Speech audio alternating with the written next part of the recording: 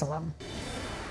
The EgyptAir flight left Charles de Gaulle Airport in Paris at 11:09 p.m. local time, and nearly 3.5 hours later disappeared from radar at 2:30 a.m. The plane was flying at 37,000 feet and lost contact with air control about 10 minutes before it disappeared about 10 miles into Egyptian airspace over the Mediterranean Sea. An airliner at cruise altitude is a very safe place to be, and there's no reason in the world that an airplane should just disappear other than something nefarious or catastrophic happening. French Prime Minister Manuel Valls said no theory could be ruled out as to the cause, but fears immediately turned to Islamic terrorism.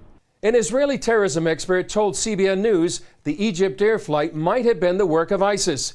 Egypt is currently fighting ISIS in the Sinai Peninsula, and ISIS is calling on Islamic groups to target Egypt.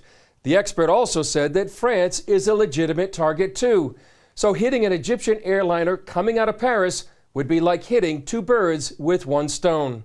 He also suggested that someone who supports ISIS working at the Charles de Gaulle Airport might have slipped a bomb on the plane.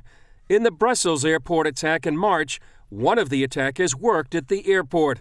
Egypt has a troubled history. In March, an EgyptAir flight was hijacked and diverted to Cyprus by a man described as psychologically unstable.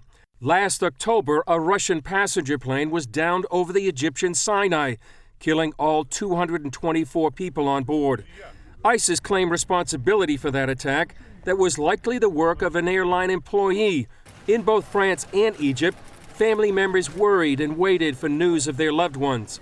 If terror is involved, it would be a catastrophic breach of security for the Charles de Gaulle Airport, one of the most important airports in the world. The ramifications could lead to increased security checks around the world, affect air traffic, hurt economies, and likely lead to longer lines at airport security. Chris Mitchell, CBN News, Jerusalem.